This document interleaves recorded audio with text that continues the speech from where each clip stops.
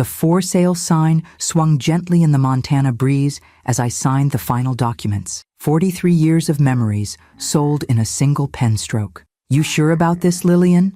asked Jim Hendricks, my realtor and friend of 3 decades. His weathered face couldn't hide his concern.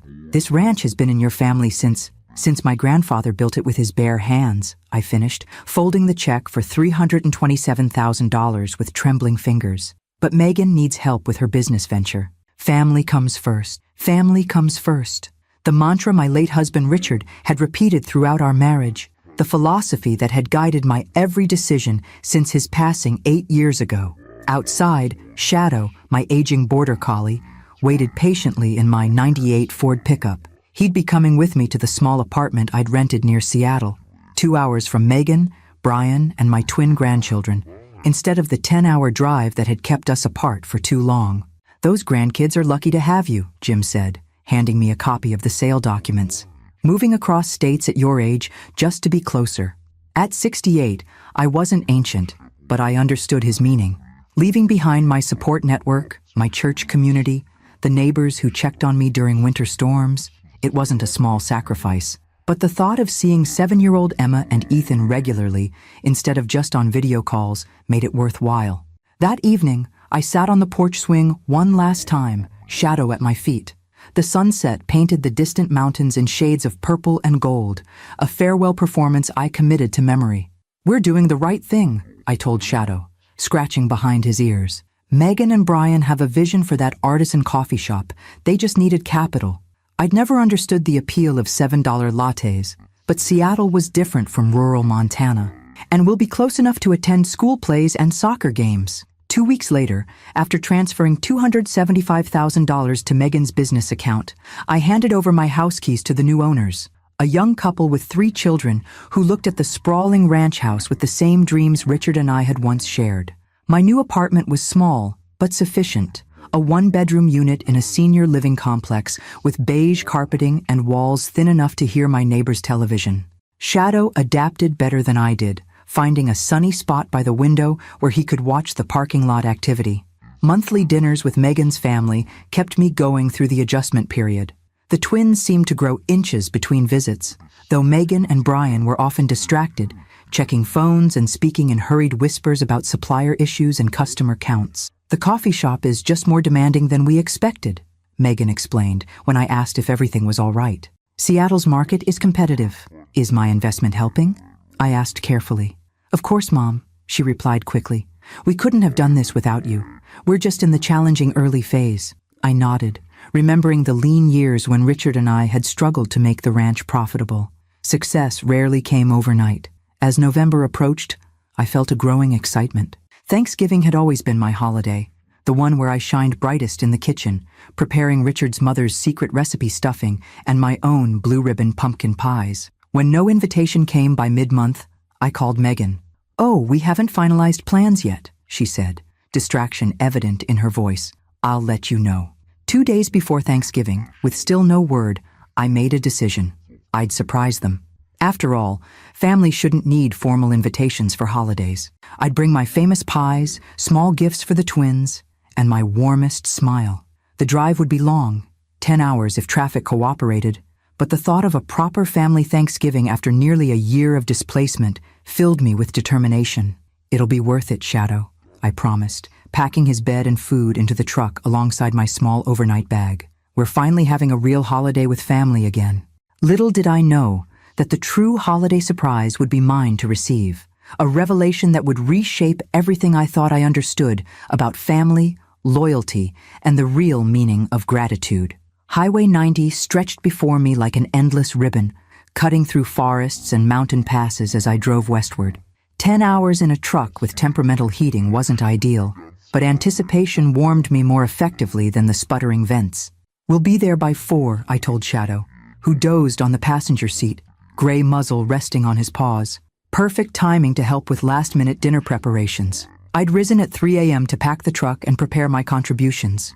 2 pumpkin pies made from scratch, cranberry sauce with orange zest, the way Megan had loved as a child, and my special yeast rolls that required 3 separate risings. Each recipe carried family history, connections to holidays when Richard was alive, and Megan still looked at me with admiration instead of distracted tolerance. The miles passed with memories as my companions.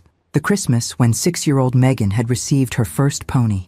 Richard teaching her to drive in this very truck, his patience outlasting her teenage frustration. Her wedding day, when she'd looked so beautiful that my heart had nearly burst with pride. The twins' birth, when I'd spent 2 weeks at their Seattle home, cooking and cleaning while Megan recovered. When had things changed? When had I transitioned from essential mother to occasional accessory in her life? At a gas station near Spokane, I called to check in, but the call went to voicemail. "Just wanted to let you know I'm thinking about you," I said, keeping my surprise intact. "Happy Thanksgiving." Back on the road, doubt crept in. Perhaps I should have been more direct, asked explicitly about the holiday plans, but the thought of potential rejection had kept me vague.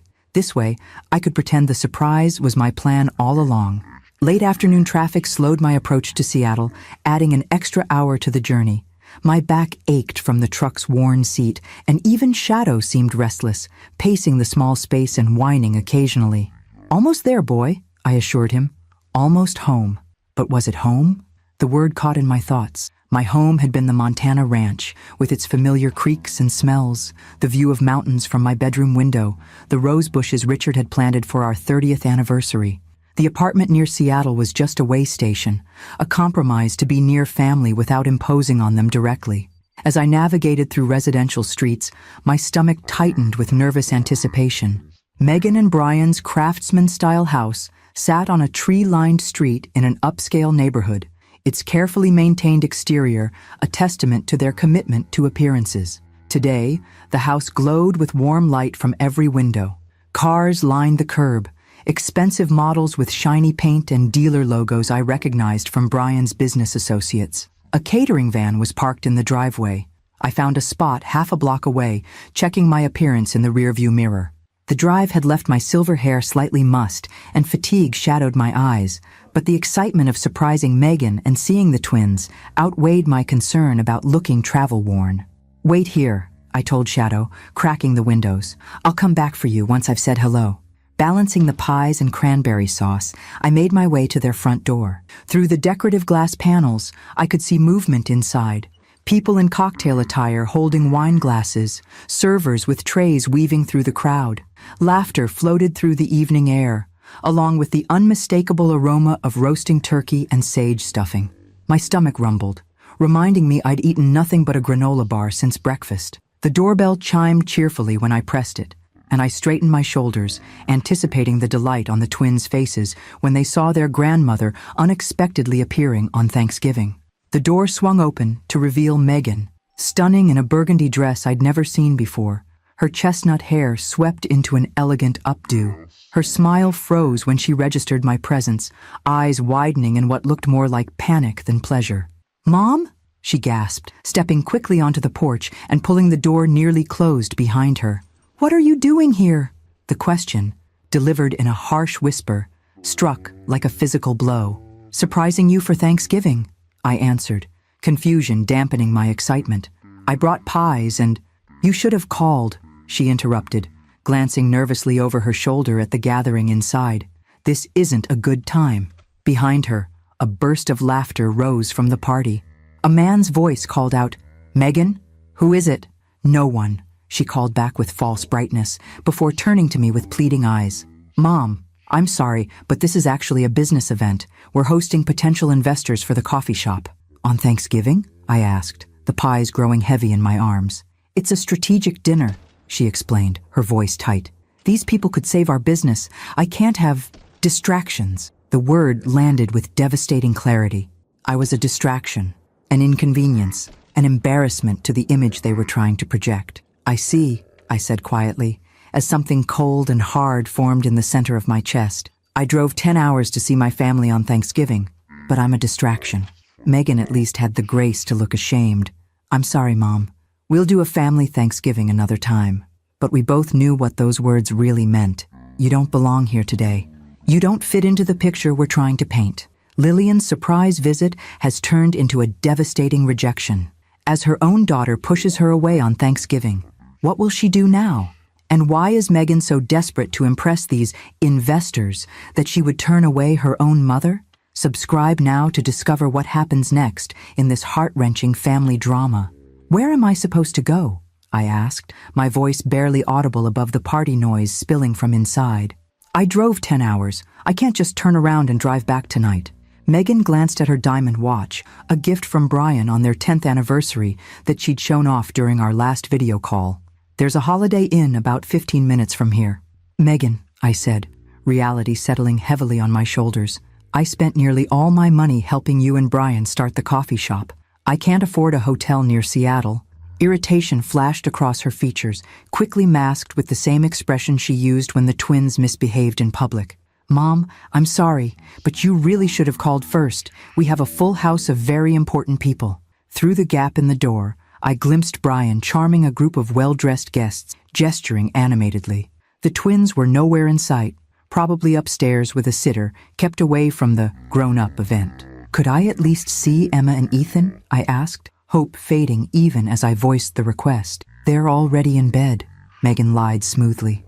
I knew it was a lie because I could hear children's laughter from somewhere inside the house. School night. It's Thanksgiving break, I pointed out. Her smile tightened. Mom, please, I need to get back to my guests. A tall man in an expensive suit appeared behind Megan, curiosity evident in his expression. Everything all right, Megan? We're about to start the investment presentation. Megan's spine stiffened.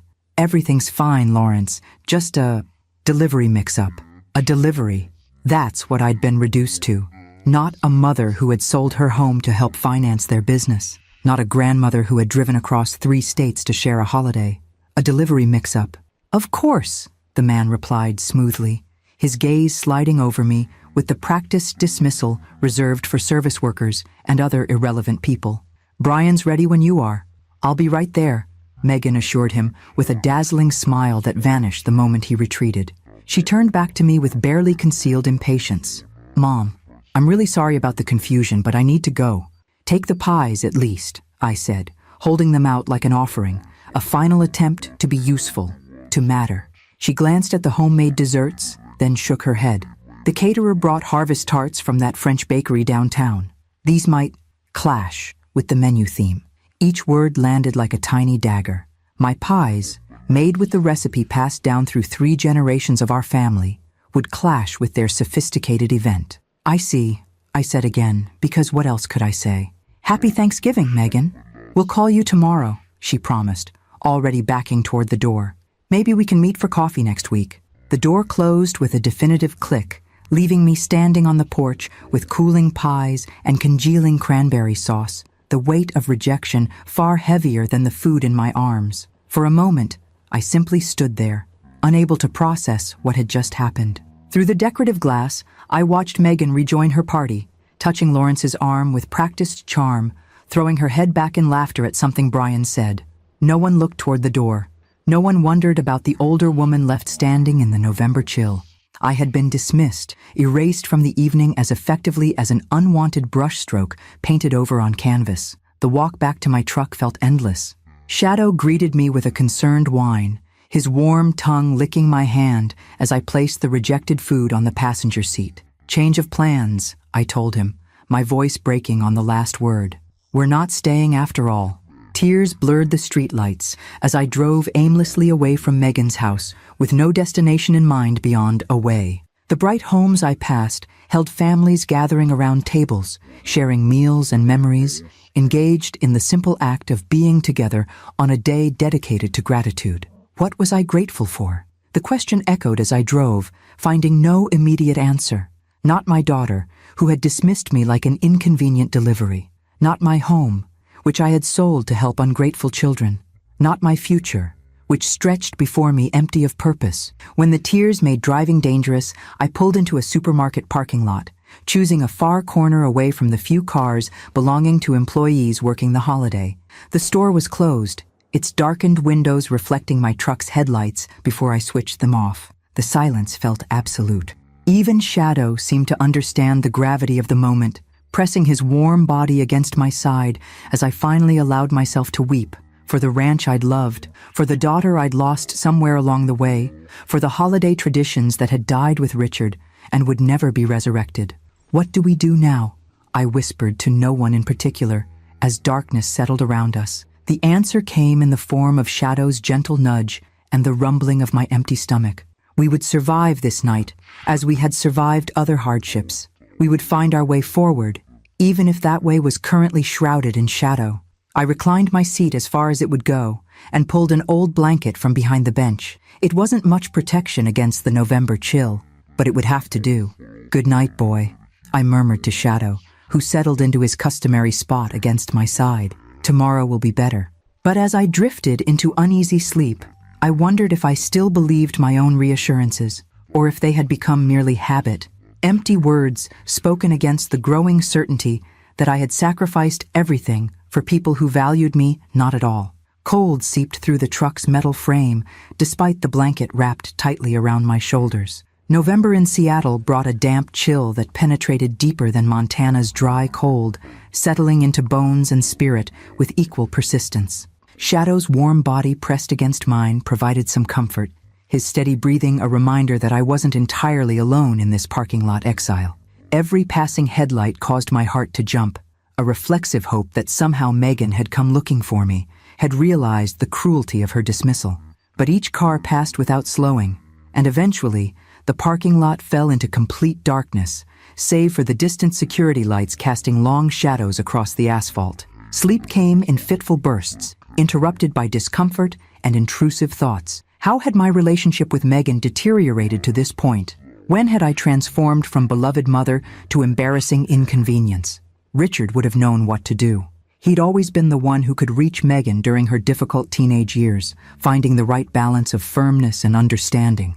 I had been the soft touch, the one who baked cookies after school and tended scraped knees with kisses and bandages. "We raised her better than this," I whispered to Richard's memory, rubbing circulation back into my stiffening fingers. Where did we go wrong? My phone screen illuminated the truck cab as I checked the time. 1:23 a.m. A notification showed a missed call from my neighbor in Montana, Martha Jennings, but no messages from Megan. Not that I expected any. She was likely still entertaining her important guests, pouring expensive wine and pretending that nothing uncomfortable had happened earlier. I scrolled through photos to distract myself from the cold and hunger.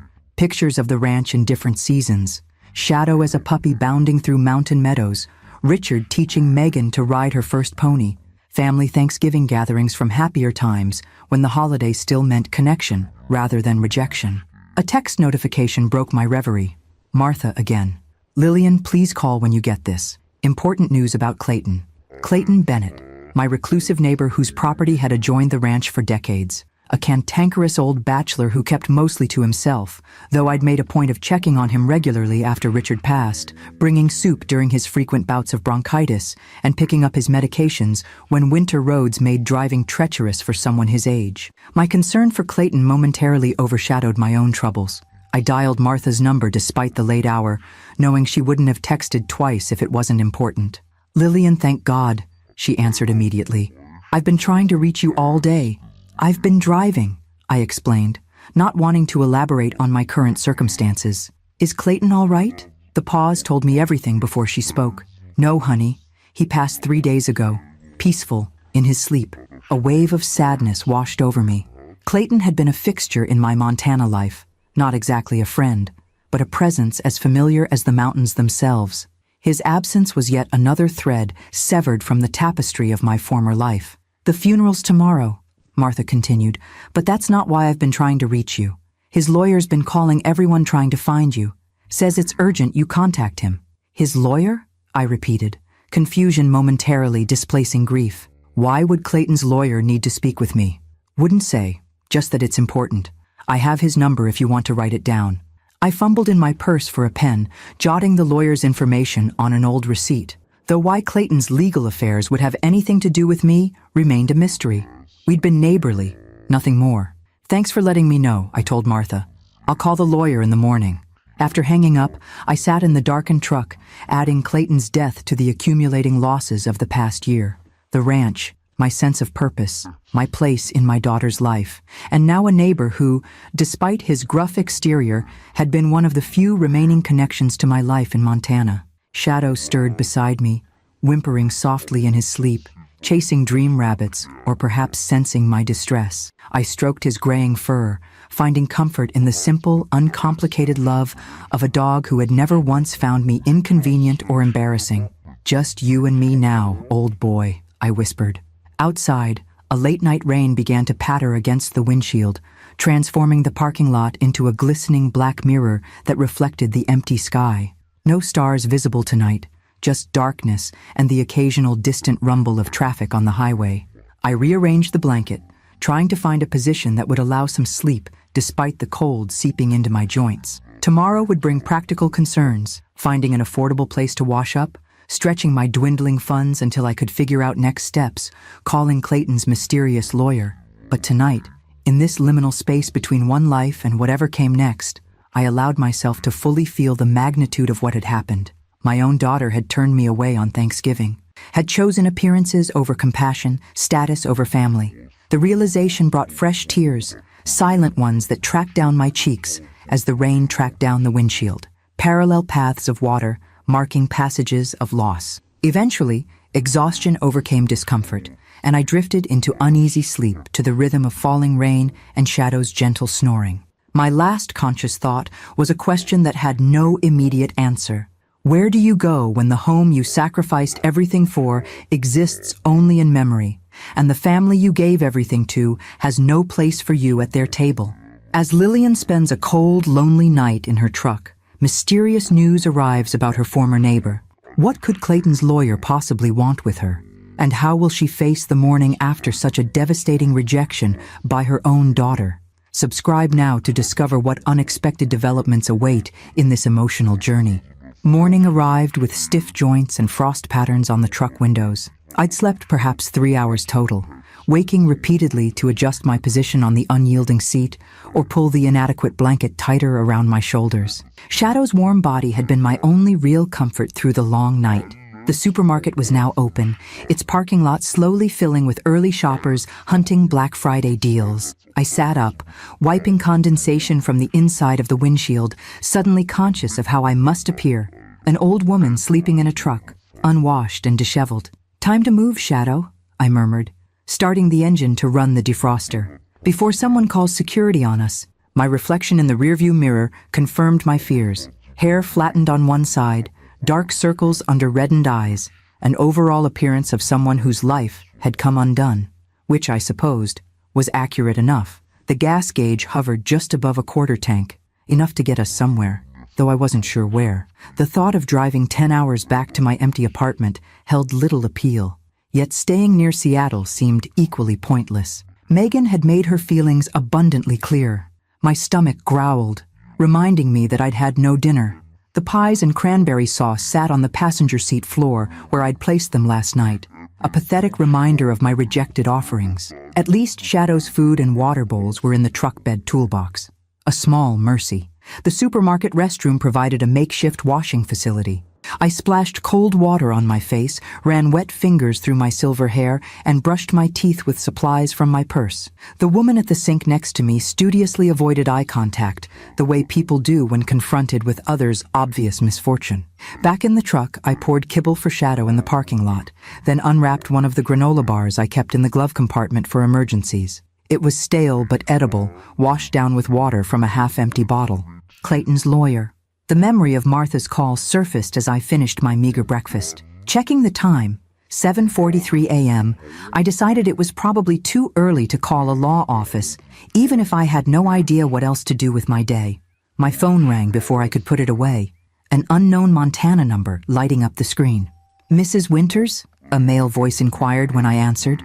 "This is James Harrington from Wallace, Harrington and Schmidt. I'm the executor of Clayton Bennett's estate." The lawyer had saved me the trouble of calling him. "Yes, I heard about Clayton last night. I'm so sorry for his passing." "Thank you.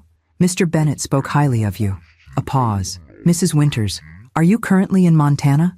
I've been trying to reach you regarding some time-sensitive matters related to Mr. Bennett's will." "No, I'm in Washington State visiting family. The half-truth came automatically, pride preventing me from admitting I was essentially homeless in a supermarket parking lot after being rejected by said family. I see. Well, this is somewhat irregular, but given the circumstances, I can discuss the relevant details by phone. Mr. Bennett was quite specific about timing. My curiosity deepened. I don't understand what this has to do with me. Clayton and I were just neighbors. That's not entirely accurate from a legal perspective, Mr. Harrington replied. Mrs. Winters, Mr. Bennett named you as the sole beneficiary of his entire estate. The words seemed to hover in the air of the truck cab, refusing to fully register in my brain. That can't be right. We weren't even particularly close. On the contrary, Mr. Bennett's instructions were quite clear. He amended his will 6 months ago, specifically naming you, Lillian Margaret Winters, as his sole heir. The estate includes his ranch property, investment portfolio, and liquid assets totaling approximately $1.5 million. My hands began to shake so badly that I nearly dropped the phone. $1.5 million? Yes, ma'am. In fact, the transfer to your account was initiated yesterday, as per Mr. Bennett's instructions. You should have received notification from your bank. I hadn't checked my bank account in days, having grown accustomed to the depressing sight of my dwindling savings. But why? Why would he leave everything to me? Mr. Bennett left a letter that might answer your questions. I can email it to you immediately, but the essential message was that you were the only person who showed him genuine kindness without expectation of return. His words, not mine. Memories flooded back, delivering soup during snowstorms, bringing Christmas cookies, though he always grumbled about holiday nonsense, sitting with him on his porch while he reminisced about his younger days. Small kindnesses that had cost me nothing but time. This is overwhelming, I managed, my voice unsteady. I understand. The letter explains more, and of course, there will be paperwork to complete, but I wanted to confirm that the funds transfer should be complete. You might want to check with your bank. With trembling fingers, I opened my banking app while still on the call. The balance that appeared on the screen made me gasp audibly, $1,127,342.86, an impossible number where less than $3,000 had been yesterday. It's there, I whispered. It's actually there. Yes, Mrs. Winters. As I said, Mr. Bennett was quite specific about his wishes. The lawyer's voice softened slightly. If I may say so, he spoke of you with great respect, said you embodied values rarely seen anymore. After ending the call with promises to review the emailed documents, I sat in stunned silence, staring at the bank balance that had transformed my reality in an instant. Yesterday, I had been a woman who couldn't afford a hotel room, sleeping in my truck after being turned away by my own daughter. Today, I was a millionaire with property and possibilities I couldn't yet fully comprehend. Shadow nudged my hand, his canine instincts sensing the emotional earthquake reshaping my internal landscape. I stroked his head automatically, trying to ground myself in the familiar texture of his fur, while my mind raced with implications and possibilities. Everything's changed, boy, I told him softly. Everything's changed. The coffee shop where I retreated to read Clayton's letter bore no resemblance to Megan and Brian's artisan establishment. This was a simple diner-style place with laminated menus and bottomless coffee served in thick white mugs, the kind of unpretentious comfort Clayton himself would have appreciated. With Shadow settled in the truck, window cracked, fresh water provided, I claimed a corner booth away from other patrons and opened the email from Mr. Harrington. Clayton's letter had been scanned and attached, 3 pages of surprisingly neat handwriting on lined paper. Dear Lillian, if you're reading this, I've finally kicked the bucket. Don't waste time feeling sad about it. At 83, I've had a decent run, even if I spent most of it being what folks around here politely call a character. I'm not one for flowery speeches, so I'll get right to it. I'm leaving you everything I own. The ranch, the investments my brother forced me to make before he passed, and whatever cash is sitting in my accounts. James Harrington tells me it adds up to a tidy sum, though money never meant much to me beyond keeping the ranch going. You're probably wondering why. Fair question. Here's your answer. In 40 years as neighbors, you're the only person who ever showed me kindness without wanting something in return. A lump formed in my throat as I paused to sip my coffee. Clayton had always maintained a gruff exterior, rebuffing most attempts at friendship with suspicious scowls and monosyllabic responses. Yet beneath that prickly surface had apparently been careful observation and deep appreciation.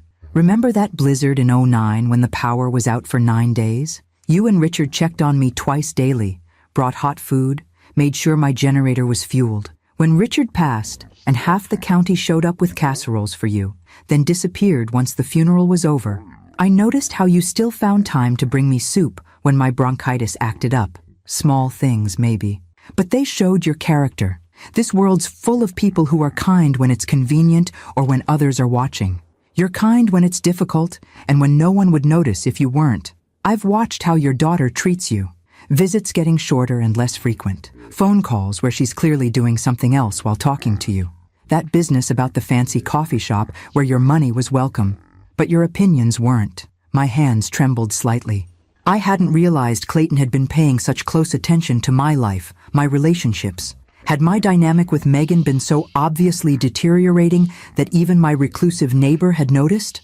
Don't look surprised. Small towns run on observation and gossip, and I've had plenty of time for both. The point is, you deserve better than being treated like an ATM with inconvenient emotions attached. You deserve to live your remaining years with dignity and purpose, not watching your savings dwindle while waiting for crumbs of attention from people who don't appreciate you. So here's what I propose from beyond the grave. Take my money and property and use them to build the life you actually want, not the one your daughter thinks you should quietly fade away in. The east pasture gets good morning light would make a fine spot for those therapeutic riding lessons you always talked about starting for special needs kids. The old bunkhouse could be converted to a nice office or classroom space. Just ideas. Whatever you decide, it's yours, free and clear. The therapeutic riding program. A dream I'd mentioned perhaps twice in passing conversations with Clayton, during those rare moments when he'd asked about my interests, rather than just tolerating my presence on his porch. I'd never imagined he was actually listening, much less remembering. One condition to all this: you can't give or loan any of it to that coffee shop venture. Not because I'm trying to control you from the grave, but because you've already given enough to people who don't appreciate the sacrifice. Time to look after Lillian for a change. If you're wondering why I never said any of this while I was alive, well, some things are easier to say when you don't have to watch someone get emotional about them. Never was comfortable with feelings, mine or anyone else's. Take care of that old dog of yours. He's a good judge of character. Always wagged his tail for me, even when I was being an ornery cuss. Clayton Bennett P.S. I paid for my funeral in advance. Simple pine box, no church service. Already squared away with Miller's funeral home. Don't let them upsell you on anything fancy. I just haunt you for wasting money. Tears blurred my vision as I refolded the printout. Clayton's gruff voice seemed to echo from the pages, his personality preserved in the straightforward sentences and practical instructions. He'd seen me, truly seen me, when I'd thought myself invisible to everyone except as a convenient source of financial support. The waitress refilled my coffee with a sympathetic smile, mistaking my tears for simple grief rather than the complex emotional storm actually raging within me. Gratitude, validation, and yes, a creeping sense of righteous anger that had been building since Megan closed her door in my face. Clayton was right. I had allowed myself to be used, had sold my beloved ranch to finance my daughter's business, while she simultaneously pushed me further from her life. I had accepted the dwindling phone calls, the distracted conversations, the clear message that I was an obligation rather than a valued parent. No more. With sudden clarity, I knew exactly what I needed to do next. The ranch, Clayton's ranch, now my ranch, was calling me home. Not to pick up where I'd left off, but to build something new from the solid foundation of the past. I paid my bill, leaving a generous tip that reflected my changed circumstances, and returned to the truck where Shadow greeted me with his customary enthusiasm. "We're going home, boy," I told him, scratching behind his ears. "But first, I have one stop to make." Megan's street looked different in daylight, less intimidating, more like the ordinary suburban neighborhood it was beneath its veneer of exclusivity. The catering van and luxury cars had departed, leaving only the family vehicles in the driveway.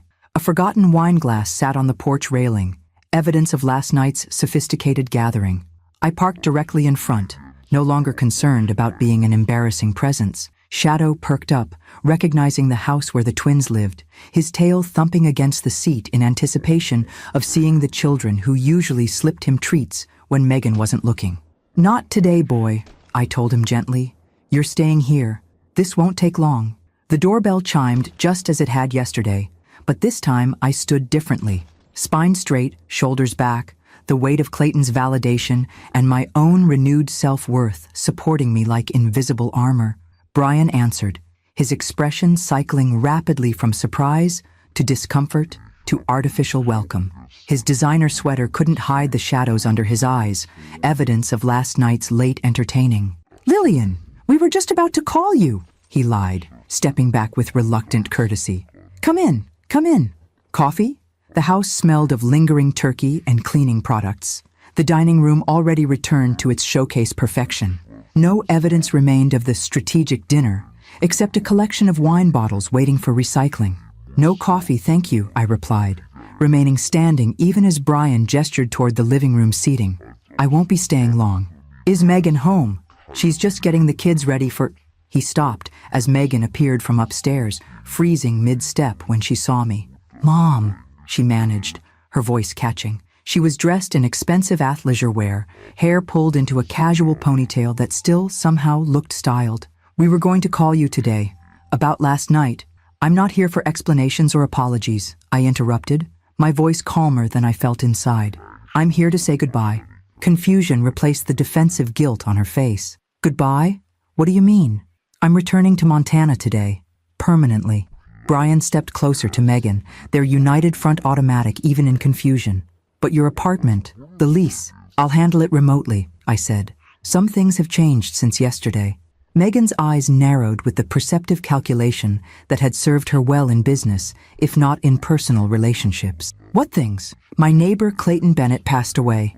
He left me his ranch and considerable assets." I delivered this information without embellishment, watching their reactions carefully. The shift was immediate and transparent, surprise giving way to rapid recalculation. Brian recovered first, his salesman's smile emerging with practiced ease. "That's wonderful news, Lillian. What an unexpected blessing, isn't it?" I agreed pleasantly. Apparently kindness yields returns that strategic networking doesn't. The barb landed precisely as intended. Megan flinched visibly before recovering. "Mom, about last night. The timing was just awful, and those investors were so important. Investors who couldn't help after all, from what I gather." I glanced meaningfully at the tension evident in both their postures. Brian's smile faltered. "What do you mean?" "Small towns run on observation and gossip," I quoted from Clayton's letter. "Word travels about struggling businesses seeking rescue funding, even across state lines." Megan's composure cracked first. "The coffee shop is having some cash flow issues. Nothing serious, just startup challenges. If we could just access more of my money?" I finished for her. "That's not going to happen."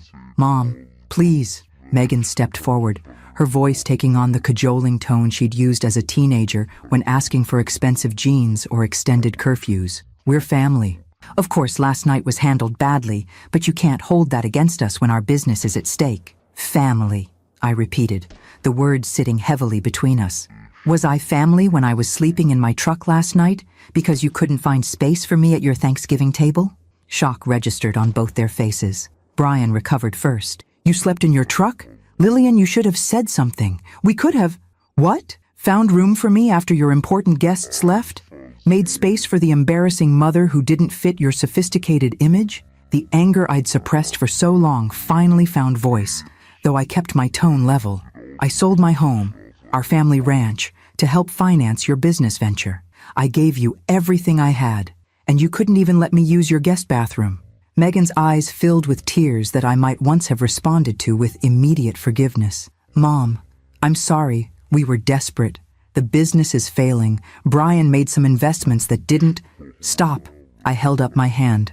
"I'm not interested in the details. Whatever financial hole you've dug yourselves into, you'll need to climb out without my help." "But you just said you inherited money," Brian protested, the calculation so transparent it was almost pitiful. "Surely as family." "Clayton left one condition with his bequest," I cut in. that none of it goes to your coffee shop. He observed how you treated me even from a distance, and he made his judgment accordingly. A heavy silence filled the room, broken only by the sound of small feet on the stairs. Emma and Ethan appeared, faces lighting up when they saw me. "Grandma!" they chorused, rushing toward me with genuine delight that pierced straight through my armor of righteous anger. I knelt to embrace them, breathing in the sweet childhood scent of shampoo and maple syrup. "Hello, my loves. We didn't know you were coming for Thanksgiving," Emma said, her small face serious. "Mom said you were too busy." The simple statement hung in the air like an indictment.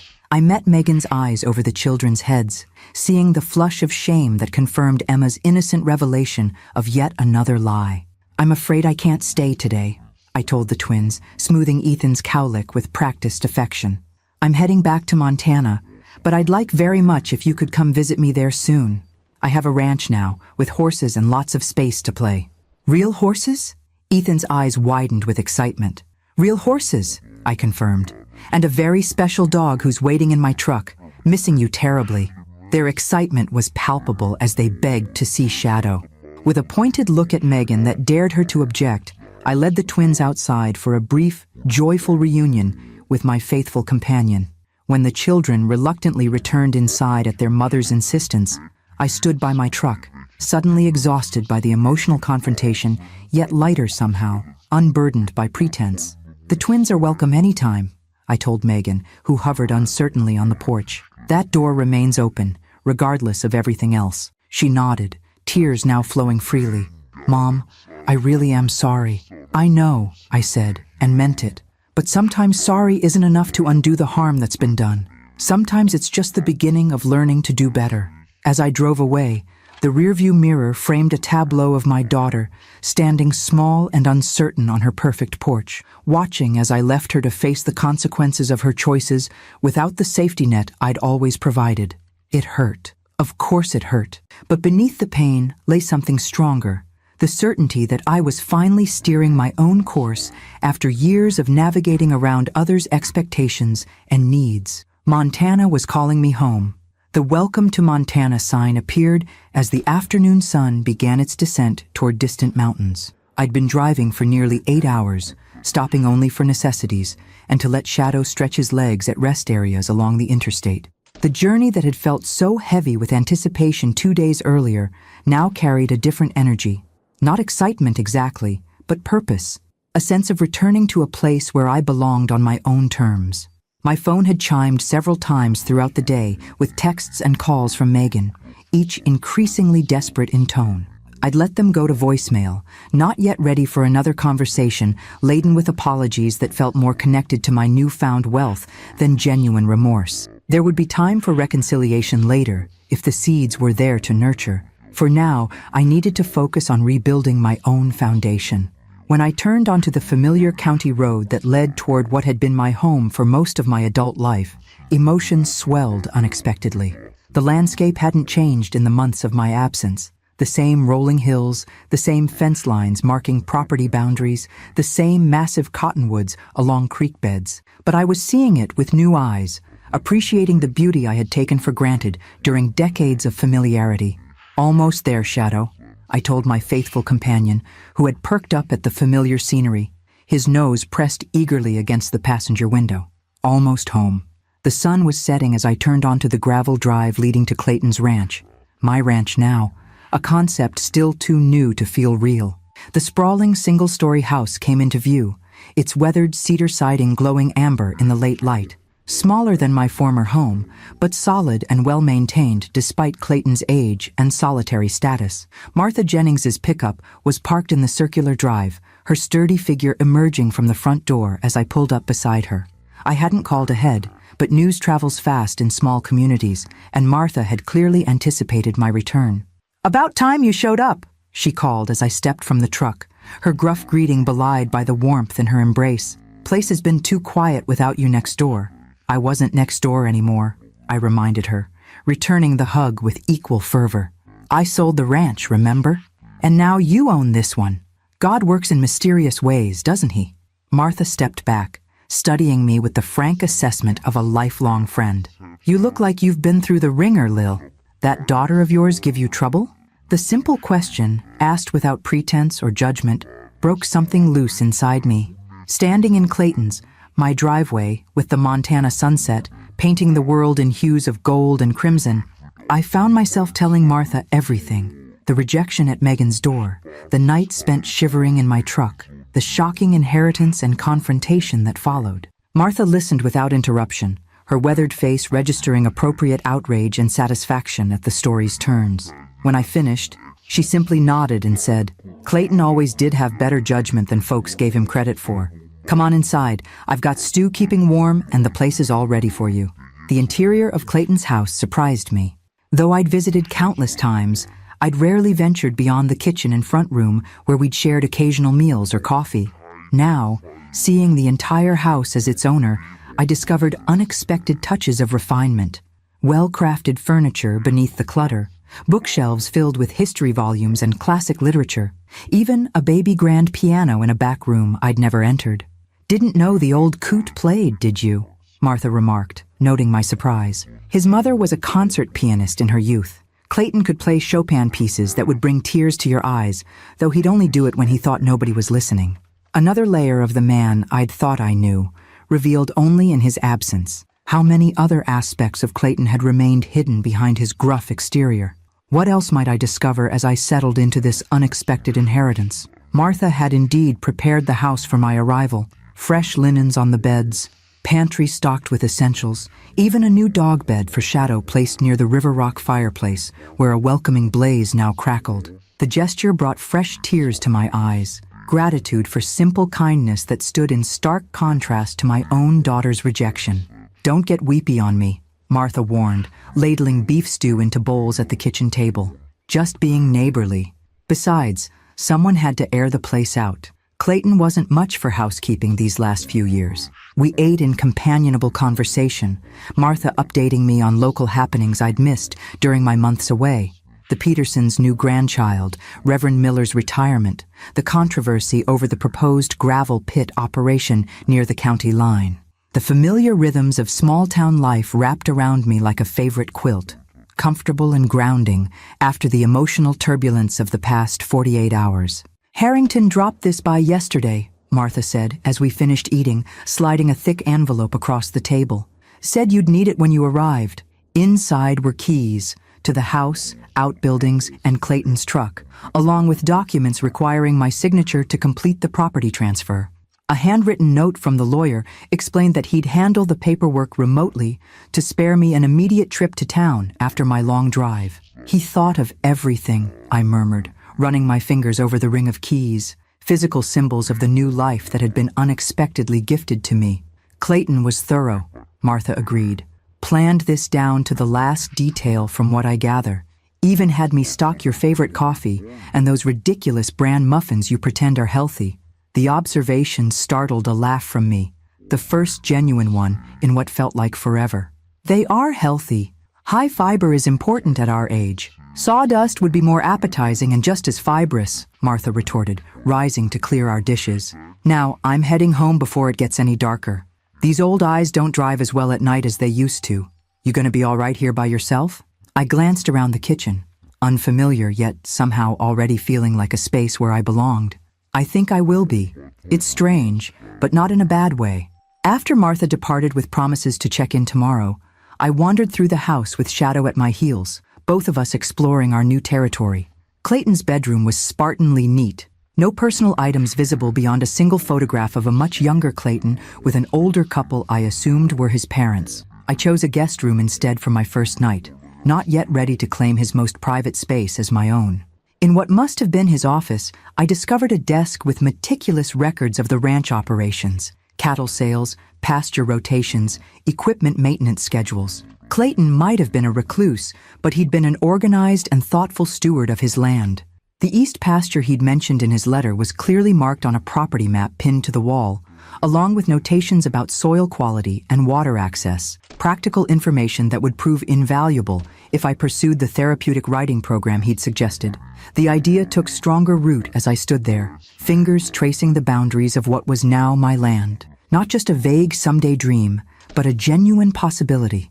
A purpose that could bring meaning to this unexpected chapter of my life. children finding confidence and healing through connection with horses, a community built around shared growth rather than social status or business networking.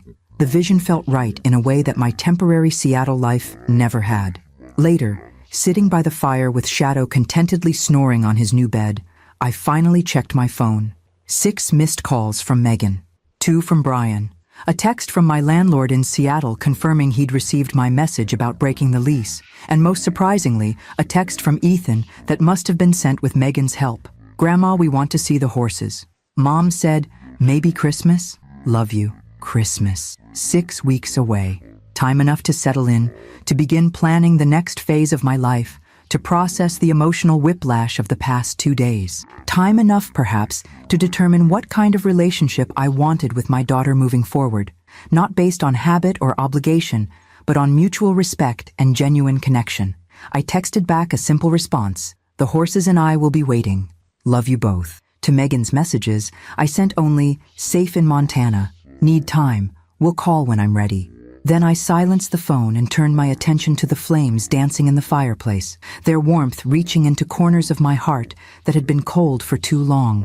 Tomorrow would bring practical matters, paperwork, assessments of the property, decisions about Clayton's belongings. But tonight was for acknowledging the extraordinary turn my life had taken in the span of 48 hours. From rejected mother sleeping in her truck to ranch owner with purpose and possibility stretching before her. From financial dependence to unexpected security. From defining myself primarily through my relationship with a daughter who took me for granted to rediscovering who Lillian Winters might be when standing firmly on her own 2 feet. "What do you think, Shadow?" I asked my faithful companion. "Are we up for this new adventure?" He raised his head, brown eyes reflecting the firelight with canine wisdom that needed no words. We had weathered the hardest parts of this journey together. We would embrace the blessings that had found us against all odds. Tomorrow, we would begin again. The first snow of December dusted the ranch with delicate crystalline powder, transforming familiar landscape into something magical. 3 weeks had passed since my return to Montana. Weeks filled with paperwork, decisions, and gradual adjustment to my new circumstances. Clayton's ranch was becoming mine in subtle ways. I'd rearranged furniture to better suit my preferences, hung a few cherished paintings I'd retrieved from storage, and established daily routines that anchored me in this unexpected new reality. The walk from house to barn each morning, coffee by the east-facing windows as sunrise painted the distant mountains, evening reading by the fireplace with Shadow contentedly sprawled at my feet. Today marked an important milestone. Standing at the paddock fence, I watched as Travis McKenzie, the experienced horse trainer I'd hired, worked gently with 2 new additions to the ranch, therapy horses specifically selected for the program I was determined to launch by spring.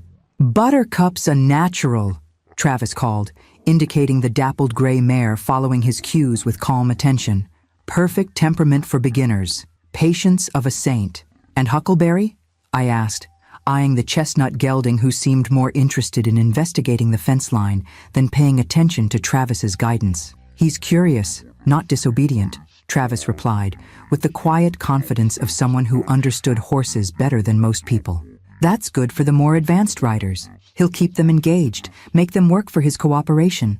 I nodded, trusting his assessment.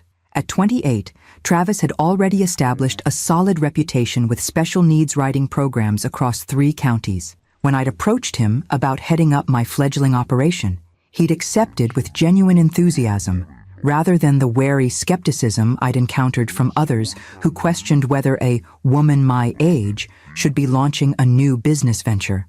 "The contractor says the bunkhouse conversion should be finished by February," I told him as he led both horses back to the barn. "Plenty of time to set up the classroom space and office before our Target opening." "The families I've spoken with are excited," Travis said, removing Buttercup's halter with practiced ease. 3 have already submitted applications, and Dr. Wilson at the Children's Rehabilitation Center says she has at least 6 more patients who would benefit from the program. Pride warmed me despite the December chill. This was happening, not just a dream or distraction from grief, but a tangible service taking shape under my direction. The therapeutic riding program Clayton had mentioned so casually in his letter was becoming reality, driven by a sense of purpose I hadn't felt in years. Back at the house, I found an email from Mr. Harrington confirming that the nonprofit paperwork for Bennett Horizons Therapeutic Writing had been approved. The name honored Clayton while looking forward rather than back, a balance that felt right as I navigated the strange territory between respecting his legacy and creating something that was genuinely mine. My phone chimed with a text from Megan, part of the careful communication we'd established in recent weeks. Bought plane tickets for Desi 2327. Kids beyond excited about horses. Booked hotel in town unless other options available. Okay? The measured tone reflected our new reality.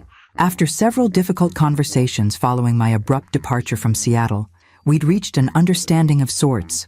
I had been clear about my boundaries. No financial assistance for the failed coffee shop. No pretending that Thanksgiving night hadn't happened. No returning to the previous dynamic where my needs were consistently subordinated to hers. Megan had initially responded with hurt and defensiveness, but reality had gradually penetrated. The coffee shop had closed permanently. She and Brian had downsized to a smaller house to manage their debts. Their marriage was strained by financial stress and recriminations. My inheritance remained firmly off limits as a bailout option. Christmas visit confirmed. Guest rooms here ready for all of you. No hotel necessary unless you prefer the privacy. My response was deliberate, offering hospitality without pushing, making space for them while maintaining appropriate boundaries. The ranch house had 4 bedrooms, plenty of room for everyone without the forced intimacy that might strain our fragile reconciliation. Her reply came quickly. Kids want to stay with you. Brian and I will discuss and confirm. Thank you. Progress, however halting. I set the phone aside and returned to the task that had occupied much of my morning, sorting through Clayton's personal belongings. Though I'd been living in his house for weeks, I'd left his bedroom and office largely untouched, respecting the privacy he'd so valued in life. Today felt right for beginning the process of transition, not erasing Clayton's presence, but making room for my own, alongside the legacy he'd entrusted to me. His closet contained exactly what one might expect from a practical rancher. Well-worn work clothes, a few dress shirts still in dry cleaner plastic, sturdy boots lined up with military precision. I set these aside for donation, keeping only a worn leather jacket that somehow captured Clayton's essence. Weathered but substantial, practical yet dignified. The bedside table held more personal items, reading glasses, a dog-eared Louis L'Amour novel, a small wooden box containing cufflinks and his father's pocket watch. In the drawer, I discovered a leather journal filled with surprisingly elegant handwriting, daily notations about ranch operations interspersed with occasional philosophical musings about solitude, purpose, and the changing seasons of life. October 17th, just weeks before his death, Clayton had written, "Lawyer came today. Will is updated. Lillian will likely be shocked, maybe even angry at first, that I've put this responsibility on her. But she'll understand eventually. Some people are builders by nature. She needs something to build again, not just a life on the margins of her daughter's world. The ranch will give her that. Besides, who better to continue what 3 generations of Bennetts created here? She's more aligned with this land's purpose than any blood relation I could have found. Family isn't always about shared names or DNA. Sometimes it's about shared values." Tears blurred my vision as I carefully closed the journal, overwhelmed by the insight of this supposedly gruff, emotionally distant neighbor. Clayton had seen me more clearly than my own daughter, had recognized a need for purpose I'd barely acknowledged to myself. I placed the journal in the cedar chest at the foot of his bed, alongside other personal items I couldn't bring myself to discard. Photographs, letters, mementos of a life lived largely in solitude, but not, I was discovering, without deep thought and careful observation. The office yielded more practical treasures, detailed maps of the property showing water sources and fence lines, meticulous financial records, contact information for local suppliers and service providers who had worked with the ranch for decades. Clayton's organizational systems were intuitive and thorough, making the transition to my management far smoother than I'd anticipated. In the bottom drawer of his desk, I discovered a folder labeled simply, Ideas. Inside were magazine clippings and printed articles about therapeutic writing programs across the country, some dating back nearly a decade. Detailed notes in Clayton's handwriting analyzed different operational models, facility requirements, and potential community partnerships. The revelation struck me with physical force. This wasn't just a passing suggestion in his letter. Clayton had been researching therapeutic riding programs for years, quietly collecting information about something he knew would interest me based on occasional comments I'd made during our neighborly interactions. Had he been planning this bequest long before formalizing it? Had he seen potential in me that I'd stopped seeing in myself after decades of focusing primarily on others' needs and ambitions? A knock at the front door interrupted my reflections. Martha stood on the porch with a foil-covered dish and knowing smile. "Figured you'd be busy with those new horses Travis brought in. Casserole seemed easier than you having to think about dinner." I welcomed her inside, grateful not just for the food, but for the comfortable companionship she provided. Martha had become a daily presence at the ranch, offering practical assistance and no-nonsense encouragement as I navigated my new circumstances. "You've been busy," she observed, noting the boxes of Clayton's clothes labeled for donation. "Finally tackling his things?" "It felt like time," I replied, setting her casserole in the kitchen. "I keep finding surprises. Did you know he'd been researching therapeutic riding programs for years?" Martha's expression suggested this wasn't news to her. Clayton noticed things, remembered what mattered to people. Never talked much about it, but he paid attention. "He planned all this so carefully," I said, gesturing around us to indicate not just the house, but the entire situation, almost like he was matchmaking me with his ranch. "That's exactly what he was doing," Martha confirmed, settling into a kitchen chair with the easy familiarity of a frequent visitor. "He started talking about it after you sold your place, said it was criminal that you had to leave the land you loved to fund that pretentious coffee shop." Her impression of Clayton's gruff delivery was so accurate that it startled a laugh from me. I had no idea he felt that strongly about it. Clayton felt strongly about a lot of things he didn't express directly. Martha accepted the coffee I offered, but he believed in stewardship of land, animals, community. He saw that same quality in you. Said you were the only Winters with sense enough to recognize what actually matters. The assessment warmed me, even as it highlighted how completely Clayton had seen through the family dynamics I'd tried to manage with private dignity. He had recognized the pattern of my relationship with Megan long before I'd been willing to acknowledge its imbalance. "The children are coming for Christmas," I told Martha, changing the subject to more immediate matters. "Megan and Brian too, though I'm not sure if they'll stay here or in town." "Family's complicated," Martha observed, with the wisdom of someone who had navigated her own share of difficult relationships. "But those grandchildren deserve to know their grandmother, and this place deserves children's laughter again." As evening settled over the ranch, I stood on the back porch, watching the last light fade from snow-dusted fields.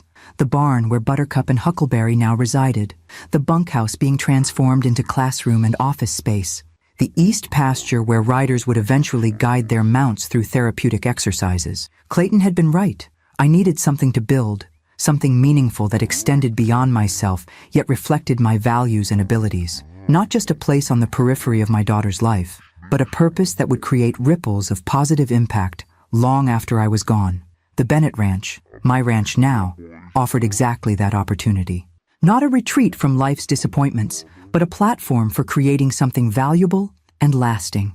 Christmas would bring its own challenges, navigating the fragile new boundaries with Megan, balancing the children's excitement with their parents' discomfort, establishing holiday traditions that honored both past and present. But standing there in the Montana twilight, I felt prepared for whatever came next. No longer the woman who had slept in her truck after being turned away from her daughter's Thanksgiving table, but someone who had reclaimed her strength, her purpose, and her right to shape her remaining years with intention rather than accommodation.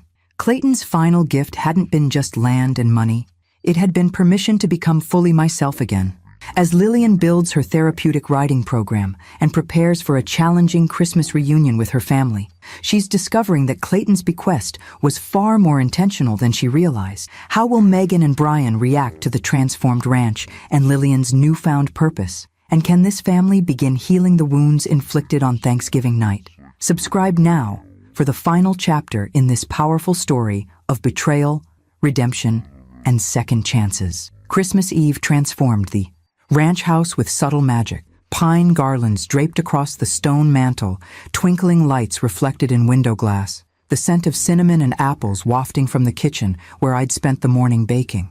Not elaborate decorations like those that had adorned Megan and Brian's Seattle home, but warm touches that made the space feel festive without pretension.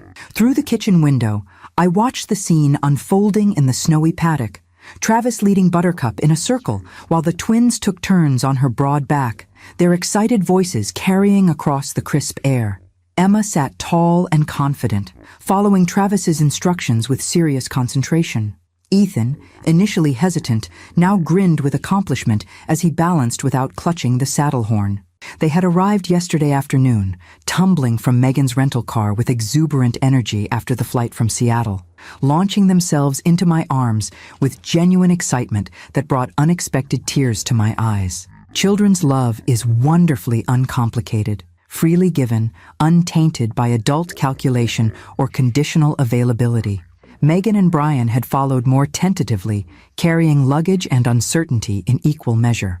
After some discussion, they had decided to stay at the ranch rather than in town, accepting the guest rooms I'd prepared while maintaining a careful politeness that acknowledged our still fragile relationship. The children deserve a family Christmas, Megan had explained with uncharacteristic humility.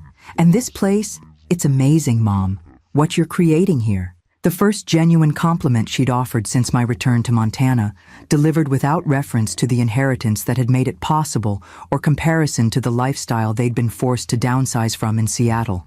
Small progress, but significant. Martha's arrival broke my reflections, her truck pulling up with a box of homemade cookies and a small pine tree strapped in the bed. "Those grandkids need something to decorate," she announced, wrestling the tree onto the porch with surprising strength for her 73 years. "Found this growing too close to my fence line. Needed to come down anyway." The thoughtfulness of her gesture touched me deeply.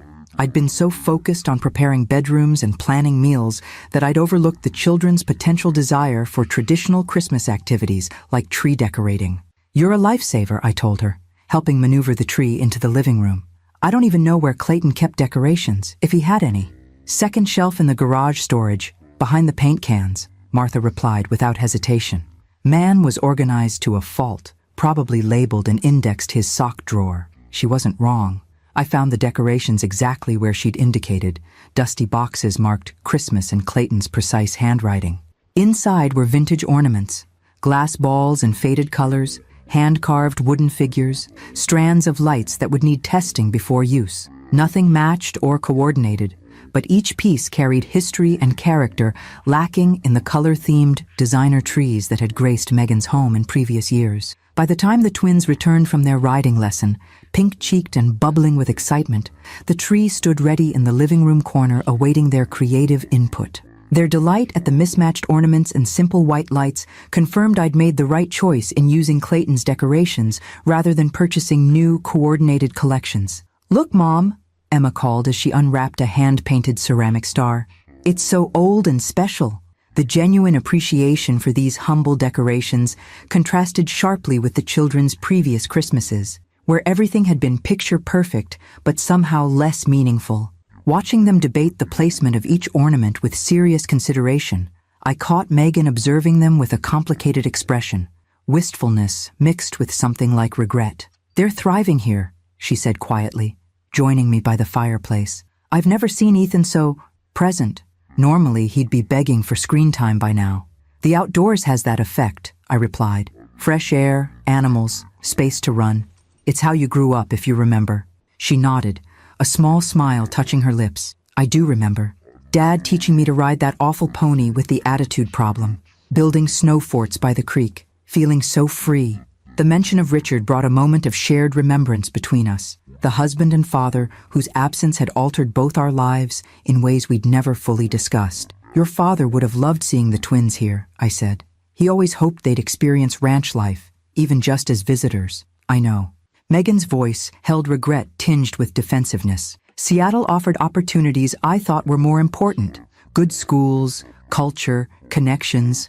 But watching them today, different environments nurture different strengths, I offered, neither criticizing her choices nor absolving the priorities that had led to our Thanksgiving estrangement.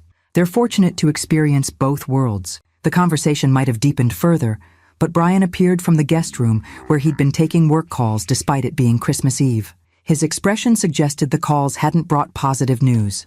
"Dinner smells amazing," he said with forced enthusiasm that didn't reach his eyes. The strain of recent months showed in the new lines around his mouth, the slight slump of shoulders that had once carried designer suits with confident ease.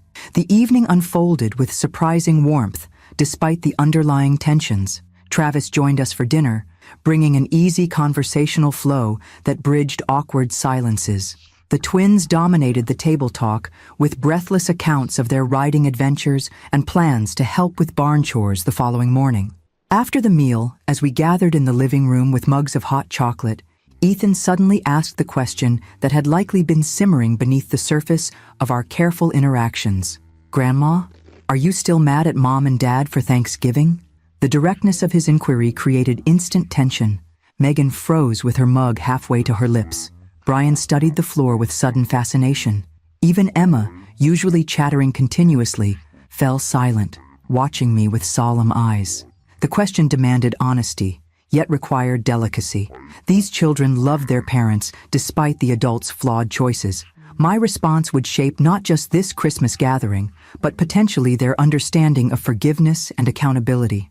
"I was hurt by what happened at Thanksgiving," I acknowledged, meeting Ethan's earnest gaze. "Sometimes families make mistakes that cause pain, but being hurt doesn't mean staying angry forever. It means finding new ways to relate to each other with more understanding and respect." "Is that why we're here for Christmas instead of you coming to our house?" Emma asked, her perceptiveness belying her 7 years. "Partly," I admitted, "and partly because I have a new home to share with you now, a place where we can make different kinds of memories together."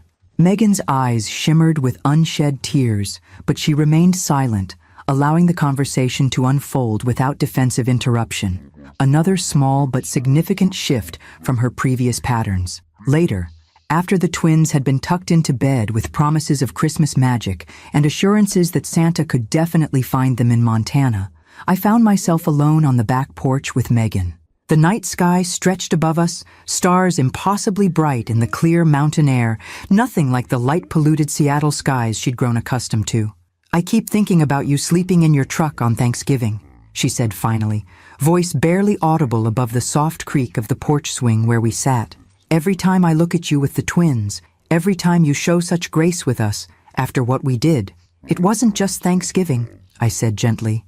"It was years of gradual distancing, of my value being measured primarily through what I could provide rather than who I am." She flinched, but didn't deny it. "I don't know when I became so transactional, so focused on appearances and connections and leveraging relationships, even with my own mother. We often absorb the values surrounding us," I observed. "Seattle has a particular cultural emphasis on success markers and social positioning.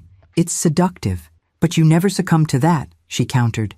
"Even living among people with significant wealth at the ranch, you and Dad never chased status or used people as stepping stones. We made different choices," I acknowledged. "Neither better nor worse inherently, just aligned with different priorities." We sat in silence for several moments, the porch swing moving gently beneath us, echoes of similar nights when she'd been a teenager seeking guidance or comfort on this same ranch, though in a different house down the road. "The coffee shop is officially bankrupt," she said eventually. "All the money you gave us, gone. Plus what we borrowed against the house. I'd suspected as much, but hadn't pressed for details. I'm sorry it didn't succeed. Truly." "Are you?" A hint of the old defensiveness crept into her voice. "Sometimes I wonder if you secretly enjoy seeing our failure after how we treated you." The accusation stung, but I recognized it as deflection rather than genuine belief. "Your struggles don't bring me joy, Megan. Neither does watching my grandchildren navigate their parents' financial stress and downsized expectations." She had the grace to look ashamed. "I'm sorry. That was unfair." "Yes, it was." I didn't soften the assessment with platitudes or excuses. Part of moving forward is taking responsibility for choices and their consequences, not looking for others to blame when those consequences arrive. Megan nodded slowly, accepting the gentle rebuke without the prickly defense that would have characterized her response months earlier. "Brian's been offered a position back in Montana, Great Falls, nothing like his Seattle salary, but stable. We're considering it." The information surprised me. That would be a significant change. "Everything's already changed," she said with unexpected insight. The luxury home, the elite schools, the social circle we worked so hard to cultivate, it all evaporated the moment the coffee shop failed. The friends who attended our Thanksgiving dinner haven't returned our calls since the bankruptcy filing. I absorbed this without comment, neither celebrating her comeuppance nor rushing to soothe the ego bruises it had clearly inflicted. The twins were happier today than I've seen them in months, she continued. No pressure for achievement, no scheduled enrichment activities, just horses and snow and time with their grandmother. She turned to face me directly. If we moved back to Montana, would there be space for us in your life? After everything? The question carried layers of meaning beyond its surface simplicity. Was I willing to allow closer relationship without resentment? Could we establish new patterns, not based on financial dependence or obligation? Was genuine healing possible? There will always be space for you and the children in my life, I said carefully. But any relationship moving forward needs to be built on mutual respect, not convenience or necessity. She nodded, accepting the boundary as fair rather than punitive. I'd like to try to rebuild something healthier between us, for the twins, but also for ourselves. Inside the house, the Christmas tree lights glowed through the window, illuminating the vintage ornaments the children had placed with such care. Tomorrow would bring present opening and holiday meals, perhaps sledding if the weather held. Ordinary family activities that felt extraordinary after the painful rupture of Thanksgiving night. No magic transformation had occurred. Megan and Brian still carried the consequences of their choices. Our relationship remained tender, requiring careful navigation of newly established boundaries. The path forward would undoubtedly include missteps and old patterns resurfacing alongside genuine efforts at change. But sitting there on Clayton's porch, my porch now, with Montana stars brilliant overhead and the promise of children's laughter filling the house come morning, I felt a quiet certainty that we had begun something important. Not erasing the past, but building a future with clearer vision and stronger foundations. Clayton had been right about so many things. About my need for purpose beyond being a convenient resource for my daughter's ambitions. About the healing potential of this land and the work I was creating here. About the value of standing firmly in one's own truth rather than contorting to meet others' expectations. "Merry Christmas, Mom," Megan said softly as we rose to go inside, the cold finally penetrating our conversation. "Merry Christmas, daughter," I replied, the familiar title carrying new meaning. No longer an identity that entitled her to unlimited accommodation, but a relationship we were both choosing to nurture with greater awareness and intention. Tomorrow would bring its own challenges and joys. The therapeutic writing program would continue developing towards spring launch. Decisions about Megan's potential return to Montana would unfold in their own time. But tonight, in this moment, I stood at the threshold of Clayton's house, my house, with my daughter beside me and my grandchildren sleeping peacefully inside. No longer the woman who had slept in her truck after being rejected from Thanksgiving dinner, but someone who had found unexpected strength in that painful moment. Someone who had discovered, in the winter of her life, that new beginnings were still possible, that boundaries could foster healing rather than rejection, that the truest forms of gratitude weren't found in elaborate dinners with strategic guest lists, but in the simple recognition of each person's inherent value, independent of what they might provide or contribute. A lesson worth the difficult journey it had taken to learn. Thank you for joining this journey of betrayal, resilience, and ultimate redemption. If this story touched your heart, please subscribe, activate notifications, and share your thoughts in the comments below.